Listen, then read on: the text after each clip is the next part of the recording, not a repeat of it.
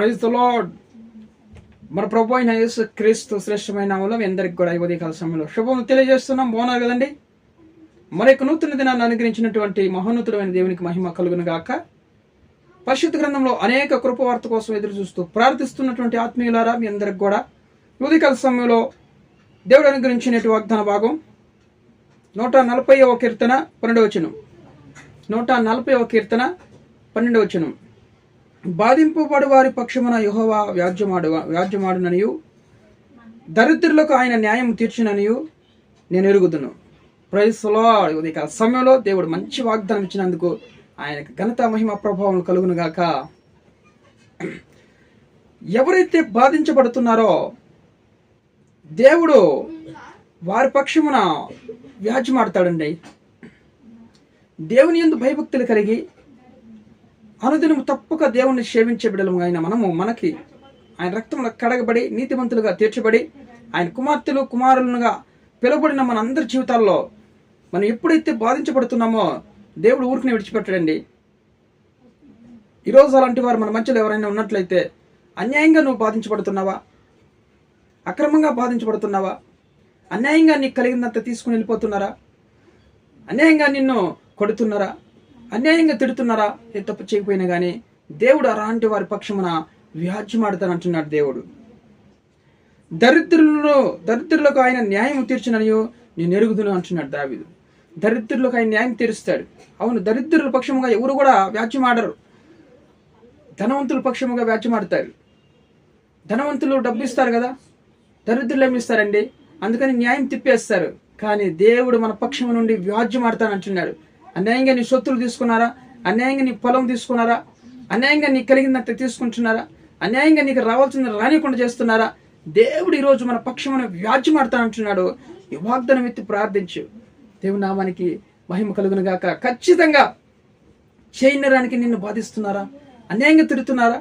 అన్యాయంగా నిన్ను చూడండి నీకు మోసం చేస్తున్నారా?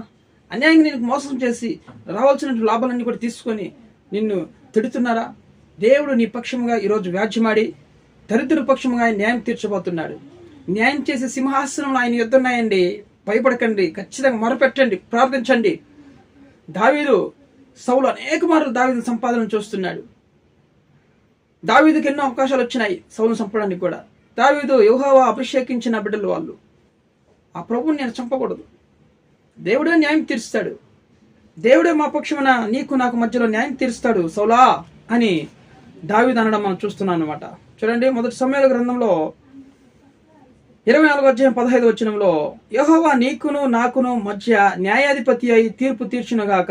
చూడండి, న్యాయాధిపతి అయి తీర్పు, దరిద్రుల పక్షమున ఆయన న్యాయం తీర్చి దేవుడు అంటున్నాడండి. నీకును నాకును యెహోవా న్యాయం తీర్చునుగాక అంటున్నాడు. చూడండి, న్యాయము తీర్చును నాకును మధ్య, నీకును నాకును మధ్య న్యాయాధిపతి తీర్పు తీర్చునుగాక. ఆయనే సంగతి విచారించి నా పక్షమున వ్యాజ్యమాడి నీ వశము పడకుండా నన్ను నిర్దోషంగా తీర్చునుగాక. చూడండి, దావీదు చంపితే దోష అయిపోతాడు. నన్ను నిర్దోషంగా తీర్చయ్యా, నా పక్షమును వ్యాజ్యమాడి. చూడండి, ఆయనే విచారించి, న్యాయం ఏ పక్కు ఉందని దేవుడే విచారించి మన పక్షము వ్యాజ్యమాడతాడంటండి దేవుడు. హల్లెలూయా. దేవుడికి తెలుసు, ఎస్ మన పక్షముగా న్యాయం ఉంది, తప్పు లేదు. కానీ తప్పుడు వారిగా చేస్తున్నారు, న్యాయం తిప్పేస్తున్నారు. న్యాయం ఎక్కడ ఎవరి పక్షముగా ఉందని చూడండి, న్యాయాన్ని విచారించి దేవుడు, ఆ సంగతిని విచారించి దేవుడు మన పక్షముగా వ్యాజ్యమాడతానంటున్నాడండి. భయపడకండి దేనికి. నిజముగా నీతిమంతుని ఎప్పుడు కూడా ఆయన చేయి విడిచిపెట్టే దేవుడు కాదు. మన పక్షముగా వ్యాజ్యమాడి దేవుడు మనల్ని కాపాడుతానంటున్నాడు. దరిద్రులైన మన పక్షముగా దేవుడు న్యాయం తీరుస్తానంటున్నాడు, న్యాయంగా పోరాడతానంటున్నాడు. ఎస్, ఆయన ఎందుకు భయభక్తులు కలిగి ఉంటావా? ఆయన ప్రార్థిస్తావా? ఆయన్నే నమ్ముకుంటావా?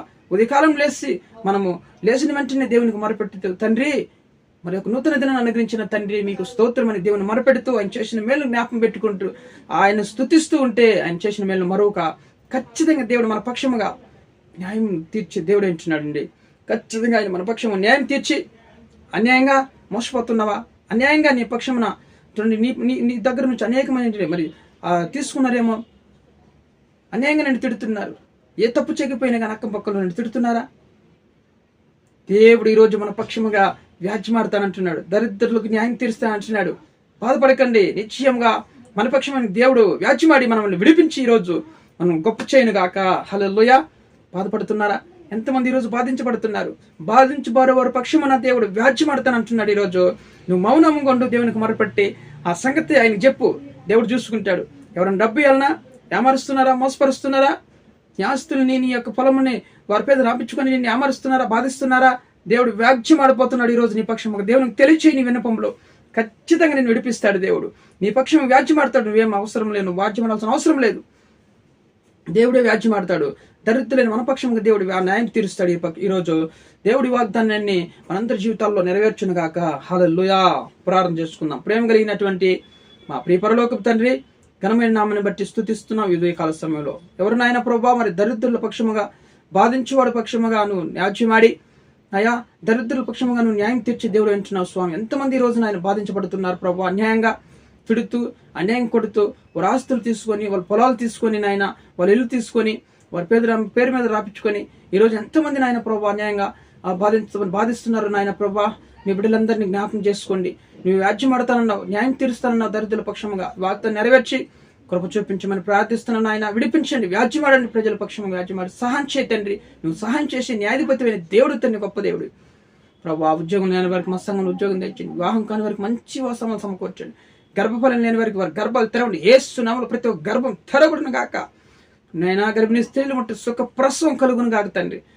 ఆయన ఉదయ సమయంలో ప్రయాణాలు చేస్తున్నట్టు ప్రతి అందరిని ఆయన పక్షముగాను సహాయం చేయండి. ప్రతి మీ కీడు నుంచి తప్పించండి, క్షేమం తెచ్చండి. యానివర్సరీ, వెడ్డింగ్ డే జరుపుకున్న పక్షముగా సహాయం చేయండి. తోడు నీడిగా ఉండండి, కృప చూపించండి.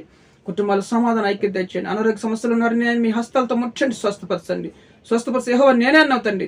ప్రతి ఒక్కరిని కూడా కాపాడండి. ప్రతి ఒక్క సంఘాన్ని, సేవకులందరినీ కూడా దీవించండి. మీ సేవకుల పక్షముగా మీరు వ్యాజ్యమాడి సహాయం చేయండి, కృప చూపించమని, విడిపించమని. ఎవరైనా మందకాల్లో ఉన్నారో విడిపించండి. వ్యాజ్యమాడిన ఆయన విడిపించండి, వాళ్ళని సహాయం చేయమని, పోరాడమని నజరేయుడు సత్యుడైన యేసు క్రీస్తు జీవం కలిగిన నామములో ఈ ప్రార్థన అడిగి వేడుకొని పొంది ఉన్నాం పరలోకపు తండ్రి. ఆమేన్.